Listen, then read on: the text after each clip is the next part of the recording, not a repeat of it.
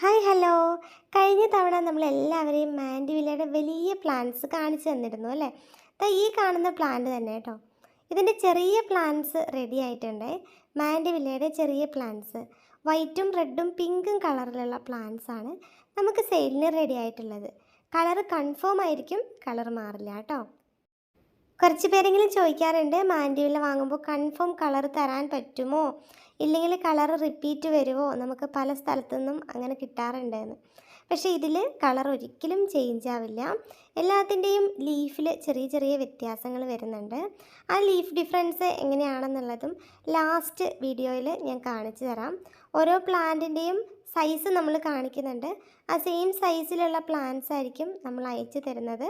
മൊട്ടോ പൂക്കളോ ചെടികളിൽ ഉണ്ടാവില്ല, പക്ഷേ ഇലകൾ നോക്കി നമുക്ക് വ്യത്യാസം അറിയാനായിട്ട് പറ്റും. ചെറിയ പ്ലാന്റ്സ് ചെറിയൊരു പ്രൈസിൽ തന്നെയാണ് നമ്മൾ തരുന്നത്.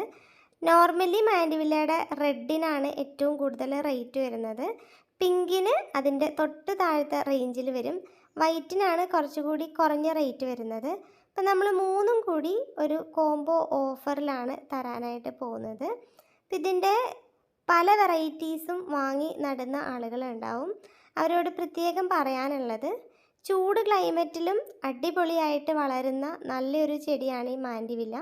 നമ്മുടെ കെയറിങ് മോശമായാൽ ഈ പ്ലാന്റ് പെട്ടെന്ന് തന്നെ നശിച്ചു പോകും. നന്നായി ചരളുള്ള മണ്ണിലാണ് ഈ ചെടികൾ നമ്മൾ നടേണ്ടത്. ഒരുപാട് വെള്ളം ഒഴിച്ചു കൊടുക്കേണ്ട ആവശ്യമില്ല. നന്നായിട്ട് വെള്ളം വാർന്നു പോകുന്ന പോട്ടി മിക്സ് ആണെങ്കിലും അതിൻ്റെ മേൽമണ്ണിൻ്റെ നനവ് എത്രത്തോളം നിലനിൽക്കുന്നുണ്ട് എന്ന് നോക്കിയിട്ട് മാത്രമാണ് ബാക്കിയുള്ള നനവ് നമ്മൾ കൊടുക്കേണ്ടത്. ഏറ്റവും കൂടുതൽ ഷെയ്ഡ് ലവിങ് ആയിട്ടുള്ള ഒരു ചെടിയാണിത്. രാവിലത്തെ വെയിൽ മാത്രം അടിച്ചാൽ ചെടിക്ക് വലിയ പ്രശ്നങ്ങളൊന്നും ഉണ്ടാവില്ല. പക്ഷേ അതിൽ കൂടുതൽ വെയിലാവുമ്പോൾ നമ്മൾ വളരെയധികം ശ്രദ്ധിക്കേണ്ടതുണ്ട്. പ്ലാന്റിൻ്റെ ഇലകളുടെ അരികുഭാഗം ആദ്യം കരിഞ്ഞു തുടങ്ങും. ചെടിയുടെ ചോടുവശത്ത് ചെറിയ ഡിസ്കളറേഷനും ഉണ്ടാവും. അതിനുശേഷം പ്ലാന്റ് പെട്ടെന്ന് തന്നെ നശിച്ചു പോകുന്നതായിട്ട് കാണാം. ഓവർ സൺലൈറ്റ് ആവുമ്പോഴും പോട്ടി മിക്സിൽ നനവ് കുറഞ്ഞാലും കൂടിയാലും ചെടികൾക്ക് അങ്ങനെയുള്ള പ്രശ്നങ്ങൾ ഉണ്ടാവും. അതുകൊണ്ട് പോട്ടി മിക്സിലെ നനവ് ശ്രദ്ധിക്കാനും ഇതിനാവശ്യത്തിൽ കൂടുതൽ വെയിൽ കിട്ടാതിരിക്കാനും എല്ലാവരും ശ്രദ്ധിക്കണം. നല്ലൊരു പോട്ടി മിക്സുമാണ്. നമ്മൾ ഈ പറഞ്ഞ കാര്യങ്ങൾ ശ്രദ്ധിക്കുകയാണെങ്കിൽ പ്ലാന്റ് നന്നായി തന്നെ ഒരുപാട് വർഷം നിൽക്കും. ഒത്തിരി പൂക്കളുണ്ടാവുകയും ചെയ്യും. മാൻഡിവില്ല പൂക്കാനായിട്ട് നമ്മൾ പ്രത്യേകം ഒന്നും ചെയ്യേണ്ട ആവശ്യമില്ല. പക്ഷെ നമ്മൾ നടുന്ന മണ്ണിൻ്റെ pH വാല്യൂവിൽ വ്യത്യാസം വരുമ്പോൾ ചില സ്ഥലങ്ങളിൽ പൂക്കാതിരിക്കും. അതുകൊണ്ട് നമുക്ക് മണ്ണും വളരെ കുറഞ്ഞ അളവിൽ ഏതെങ്കിലും ഒരു വളവും പിന്നെ കുറച്ച് കൊക്കോപ്പീറ്റോ മണലോ മിക്സ് ചെയ്ത് ഈ ചെടികൾ നടാം. നമ്മുടെ മണ്ണിൻ്റെ pH വാല്യൂ ടെസ്റ്റ് ചെയ്യാനുള്ള മെഷീൻ നമുക്ക് ഓൺലൈനായിട്ട് പർച്ചേസ് ചെയ്യാൻ പറ്റും. ചെറിയ റേറ്റിൽ നമുക്കത് അവൈലബിൾ ആണ്. അതൊന്ന് പർച്ചേസ് ചെയ്ത് വെക്കുകയാണെങ്കിൽ നമുക്കിതിൻ്റെ pH കറക്റ്റ് ആണോ എന്ന് നോക്കി വേണ്ടത് ചെയ്ത് കൊടുക്കാൻ പറ്റും. ഇത് മാൻഡിവില്ലയുടെ റെഡാണ്. പിന്നെ അടുത്തത് പിങ്ക് കളറാണ് വരുന്നത്. ഇതുപോലെ തന്നെ വരുന്നതാണ് വൈറ്റും.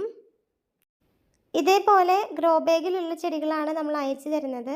ഈ പ്ലാന്റ്സ് ഇത്രത്തോളം സേഫായിട്ട് തന്നെ നിങ്ങൾക്ക് കിട്ടുകയും ചെയ്യും. നമ്മൾ 3 മാൻഡിവില്ലയുടെ കളറുകളിലുള്ള ചെടികൾ, ഇത്രയും ആരോഗ്യത്തോടെയും ഹെൽത്തി ആയിട്ട് ഇരിക്കുന്ന ചെടികൾ 300 രൂപയ്ക്കാണ് അയച്ചു തരുന്നത്. കൊറിയർ ചാർജ് ഇതിൽ ഇൻക്ലൂഡഡ് അല്ല, അത് എക്സ്ട്രാ നമ്മൾ പറയുന്നതായിരിക്കും. അപ്പോൾ ഈ ഒരു പ്ലാന്റ് വേണ്ടവർ ഇപ്പോൾ തന്നെ വാട്സപ്പ് വഴി ഓർഡർ തരിക. നല്ല പാക്കിങ്ങിൽ തന്നെ ഈ ചെടികൾ നിങ്ങൾക്ക് പ്രൊവൈഡ് ചെയ്യുന്നതായിരിക്കും. അപ്പോൾ നിങ്ങൾക്ക് പ്ലാന്റ് കിട്ടിക്കഴിയുന്ന ഉടനെ തന്നെ അൺബോക്സിങ് വീഡിയോയോ അൺബോക്സ് ചെയ്ത് വെച്ച ഫോട്ടോയോ അയച്ചു തരാൻ എല്ലാവരും ശ്രമിക്കുക.